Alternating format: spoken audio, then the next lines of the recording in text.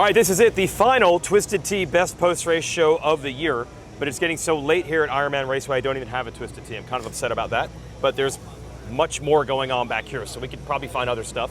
But thanks to them for backing our show all year. You saw Sarah Whitmore-Smage and Mitch Kendra on Friday. Sunday race, Saturday's show. Did you guys do a good job? It was a long weekend. Did you? I don't know. Yeah, it was solid. I don't know. You don't know if you did good. Someone wanted my autograph afterwards. So maybe. So I think it was okay. Okay, one. Sarah was definitely the star of that. Okay, one autograph. I might just bail and let you guys take it. We're in front of Honda because Honda seems to win all the time. Yeah. It's like an SMX finale. Then you go to Motocross of Nations. Team Australia wins for the second year in a row. Lawrence has won every single moto. Mitch, did you feel like, I know you're a stat guy and you're a facts guy, and the math said it was close going into the final moto. I did not feel like it was actually close. Did you feel like it was like, oh, anything can happen? I did not. I mean, you do until the gate drops, and then there's hunters out front. Yeah. Just like they were yesterday. But I think Jett, he ran into an issue. I think you said him and Gifting got together. But out of the gate, they were like, what, first and fourth? Yeah, it's like. Yeah. Good luck. You kind of know they're going to be good. Yeah. And they ended up being good enough to still win. But yeah, it's almost like maybe we have a chance, and then everybody runs into a little bit of problems here and there. So yeah, they got it done. Real quick, stats. So Hardy Munoz, number 87. He was number 87 here for Motocross Nations. And then Jett was number 1. And we saw him with, I think the only two guys that had their actual AMA number. So yeah, I thought that was kind of funny. We're getting to the point where that become his permanent number. We're getting to that point. Sarah, what was the overall experience like? We don't get you at all these races like we probably would like to, but you're like, no, I'm coming to Nations. Yes. So what was it like? Yes. Oh, I just love it. Yeah. This is maybe my fourth one. Yeah. Just the feeling, the vibe, standing up top at the tower and just watching everybody charge the stadium and the national anthem and everything. It's just such a cool feeling. It gets you all in all the feels and everything. So it's just one that you can't miss. And also, because it's the end of the year, I mean, there's still a lot of people, I'm sure you remember from the racing days, like you were just hanging out with this overqualified tent worker here named Trey Kennard. Come on. We could interview him, and then he could have somebody else do this job. Yeah, that would get him out of it. Yeah. But you end up, everybody knows everybody when you come into this race. It's like a big reunion. It's kind of fun. Yeah, it is. And like people that you see, like when I race MXGP and everything, so it's really cool to see a bunch of old friends and make new ones. Yep. Okay. Well said.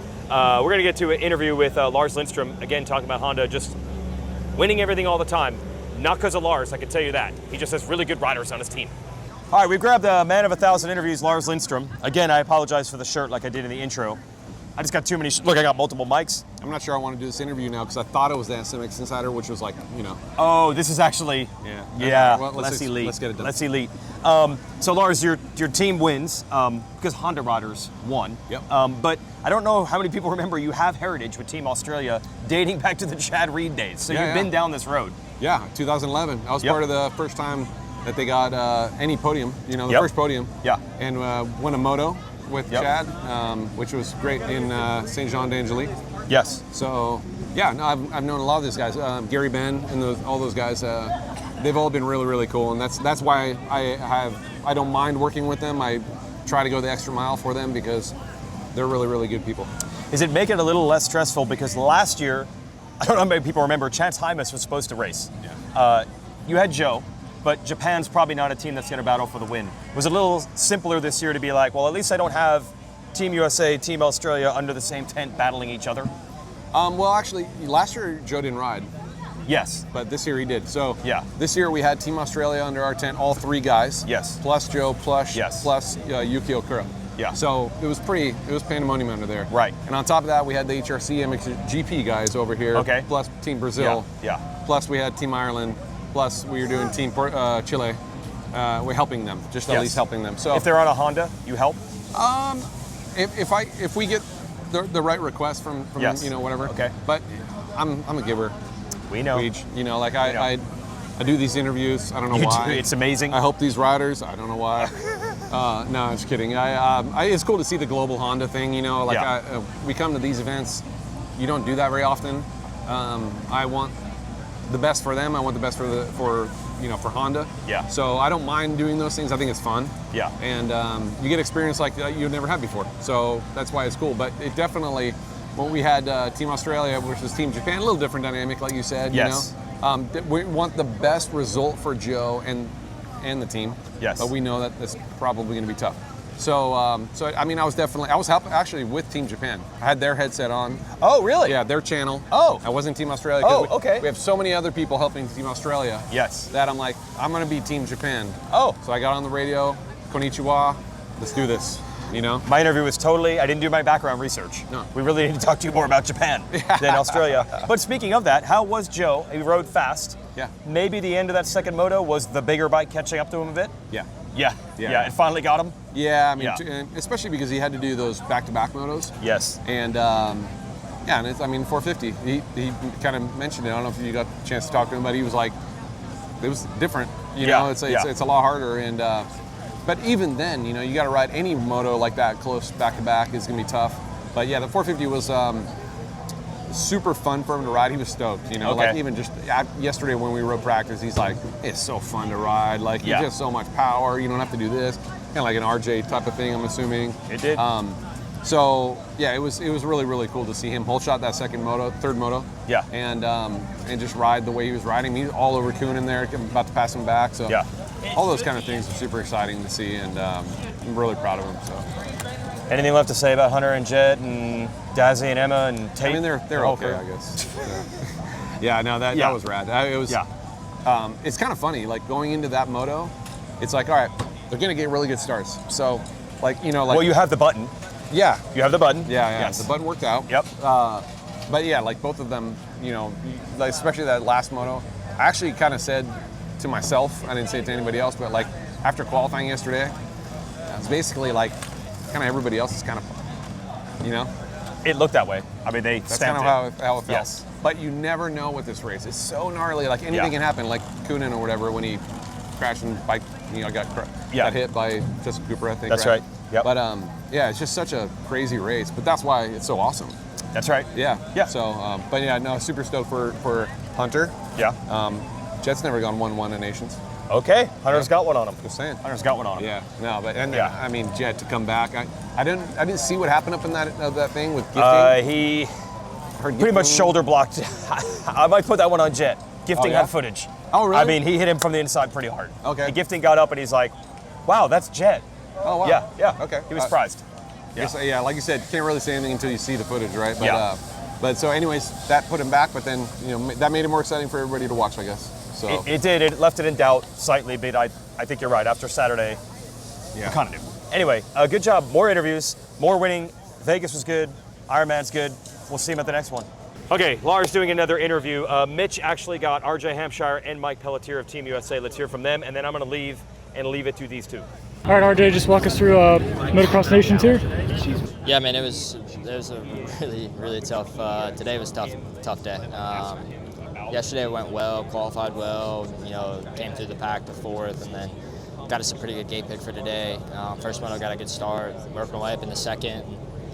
That's whenever the chaos started happening. I mean, I went down 3 times that first moto. The last time was 2 to go, and I went from, I think it was 3rd or 4th to 7th, which was a bummer. And then second moto right off the bat, had another big one, and that was it. Like, I wish I would have had more. But yeah, it was still cool. Like, Tomac was awesome today, and Jacob was solid, put in 2 good results. Wish we could have used another one of my results, but yeah, it's still cool leaving here with a medal. All right, Mike, walk us through the Ironman Motocross Nations here. First time here and everything. Walk us through it all. Man, it was a weekend. Actually, it was a week and a half leading into this. There was some challenges.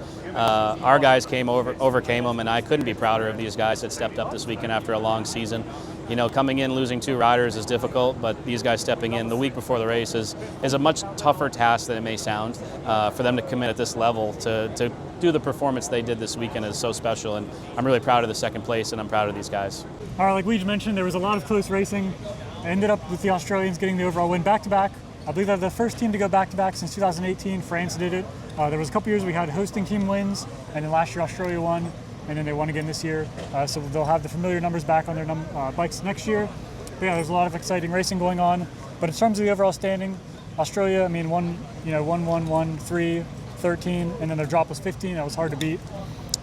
So Australia was first with 19 points. Team USA was second with 33 points. Team France was third with 33 points. Team Belgium was fourth with 43 points. And Team Slovenia was fifth with 57 points. And Sarah, there's a lot of good action going on all day long. You know, qualifying races were fun yesterday. I guess what highlights did you see? Obviously, this Australia team won, but who else stood to you? Either good or bad. You know, obviously RJ had that crash late for Team USA. What highlights do you think we should cover here? Good, bad, a little bit of both. Oh, there's a lot. There's a lot that went on. You know, Slovenia surprised me a lot. Yeah. I mean, obviously, you know, Tim Geiser's amazing, but they had a really solid, their whole team was solid. Yeah, he was in a good battle there at the end with, I think it was Roman Febrov and Jett. They're in the final moto. They were going back and forth.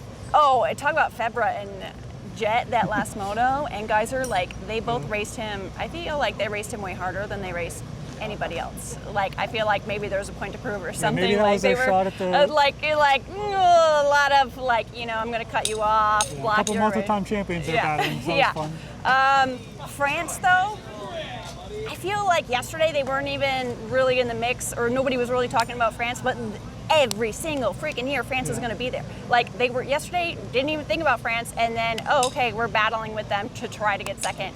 And so they're just always there. Yeah, neither Tomac nor Romain Febrov said they knew what was going on with the position, because I think they were battling back and forth. They kind of swapped positions, and that changed the overall positioning of the podium. But neither of them said they knew that at the time. There's just so much chaos going on.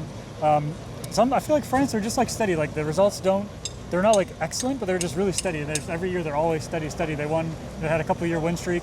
They're just steady, but they had Mathis Vallon was their MX2 guy. I feel like he showed a lot. I wasn't sure how he was going to do. He was really steady. I feel like they just, you know, they didn't have some of their top guys you'd think like on their team this year, but they still just pull in guys and they're just really steady. I will say Team Germany, I thought they were looking good yesterday after Ken Roxon's qualifying strong. Like, then his first turn, right? Simon Langenfelder just goes down, the MX2 champion. He was out. And then Ken Roxon's second turn, you know, 2 turns in the first race today, both their guys were on the ground. I think they would have, I don't know if they would have been on the podium, but I feel like they were the top 5, almost a solid top 5.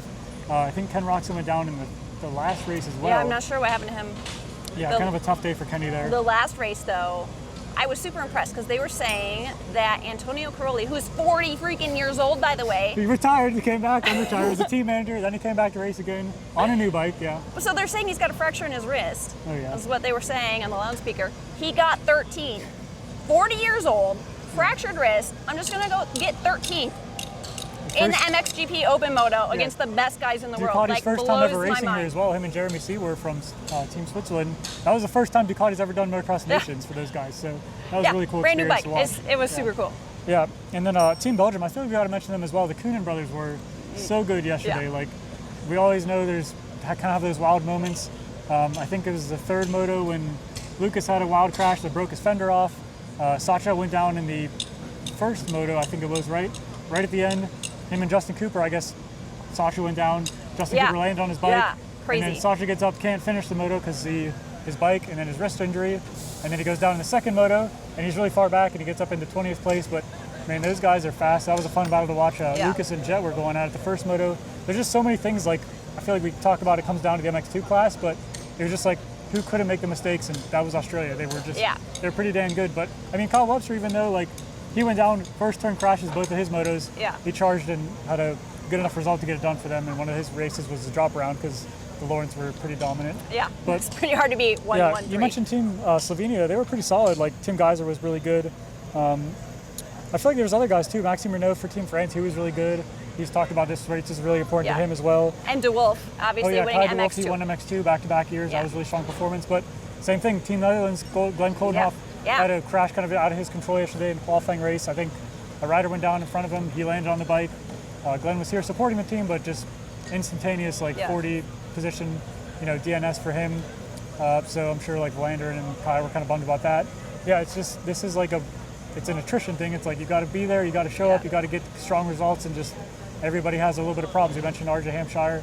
I think he got cross-fed a little bit at the end there. We talked about his steadiness yesterday, and he was so good yesterday. Yeah, he said today in press conference a couple of the crashes weren't his fault. He just kind of made contact with other riders. There's so much going on. Then he crashed at the end of the race. The final moto, Team USA is battling for a podium position there.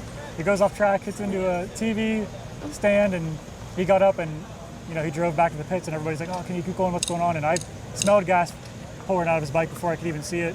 So RJ is going to give it his all. He had to watch the last couple of laps there, so that was tough. But Team USA is still second. It's got to be bittersweet for them, home soil, to come up second. I guess how would you rate the weekend for Team USA? Oh, well, I mean, can the U.S. claim the Lawrence brothers yet? I mean, they live here, they race here. I mean, I think for American motocross, we did awesome this weekend. And, you know, Team USA, it's our B team. And, dude, Jacob and RJ jumped in at the last minute to help out the Justin team. Cooper had three days on the bike. RJ, they were both kind of waiting to see what happened with injuries to Sexton, Deegan. Yeah, and so they were like ready, trying to be ready. I think they did really, really great. Jacob, I mean, I'm sure he went in thinking, oh, you know, try to get 2 good motos. We're going to throw away 1, and we had to use both of his scores. Yeah, so that was against 450s is hard. Yeah. Yeah. So I think they He's did good at really. starts too, which and Mike Petier said there's not, you know, getting 2 riders like that on a week and a half before the race isn't easy. But like those guys, he was proud of them. You know, Eli said he was proud of both of them. They were all proud of each other. Great.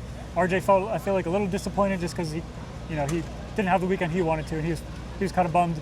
He said he wants to be a first option next year. He doesn't want to be the guy coming in off the bench But I give props to all those guys. There's no shortage of effort. Yeah. I think it would have been hard to beat Australia no matter what, and then to come in under the gun and you know, with 3 days of practice, I think they put in an awesome effort and still came away with second. So I still think it's a really great effort. Yeah, I think it was a great weekend all around here at Ironman National. You know, this again started as a GNCC venue, then we became a regular on the Pro Motocross schedule. They've had some Loretta Lynn's regional qualifiers here.